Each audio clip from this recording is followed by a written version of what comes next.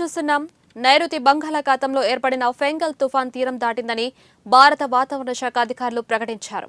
ఈ తుఫాన్ ప్రభావంతో తెలంగాణ, ఆంధ్రప్రదేశ్, తమిళనాడు రాష్ట్రాల్లో భారీ నుంచి మోస్తారు వర్షాలు కురుస్తాయని వెల్లడించారు. కాగా ఈ రోజు తెలంగాణలోని పలు జిల్లాల్లో వర్షాలు కురిసే ఛాన్స్ ఉందని హైదరాబాద్ వాతావరణ కేంద్రం తెలిపింది.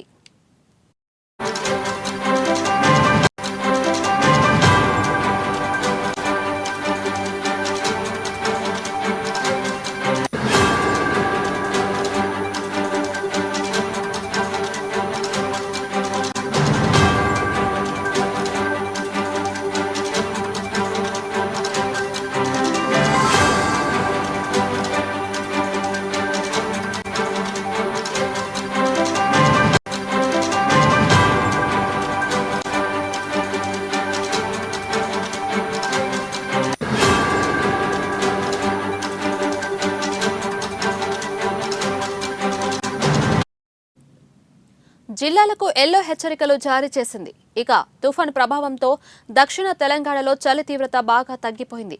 అలాగే హైదరాబాద్లో 2 రోజుల క్రితం 15 డిగ్రీల కనిష్ట ఉష్ణోగ్రతలు నమోదవగా ప్రస్తుతం 21 డిగ్రీల వరకు పెరిగింది. మరో 2 రోజులు ఇదే వాతావరణం ఉండే ఛాన్స్ ఉందని వాతావరణ శాఖ అధికారులు చెప్పుకొచ్చారు.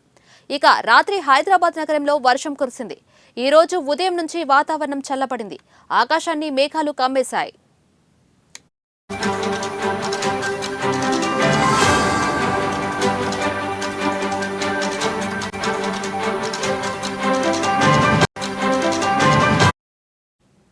మరోవైపు ఏపీలోని తిరుమలలో గోగర్భం జలాశయం 2 గేట్లు ఎత్తి నీరు దిగువకు రిలీజ్ చేస్తున్నారు.